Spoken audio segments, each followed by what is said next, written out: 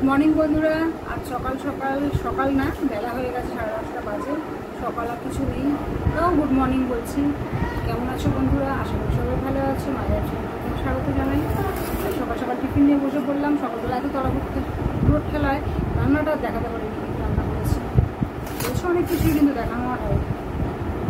বসে বললাম আবার বাসি রুটি নিয়ে টিফিন। আমার ছেলেরা বলেছে আমার মাকে গ্যাস থেকে কিছুদিন মুক্ত করবে না। আমার বড় ছেলে বলেছে, প্রতিজ্ঞা করেছে, যতক্ষণ আমার মাকে গ্যাস্ট্রিক আলসারে মারছি ততক্ষণ শান্তি।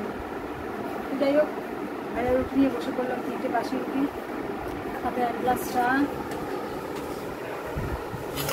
ডবল ডিমের পোচ, আলু ভাজা, 2 টাটকা রুটি, 2 ডিম সেদ্ধ আর এই ভাজাটা। প্লাস এই আমার আজকে টিফিন খেতে শুরু করে দিই। ওদের সবার টিফিন হয়ে গেছে, এতবেলায় কারো টিফিন বাকি নেই, শুধু আমারই বাকি আছে। আমার বাড়িতেই টিফিনটা একটু লেটে, চাটা দিয়ে বাসি রুটি খেতে বেশ দারুণ লাগে। ওগুলো কি হবে, রোজ রোজ ভালো লাগে না, রোজ রোজই খেতে হয়।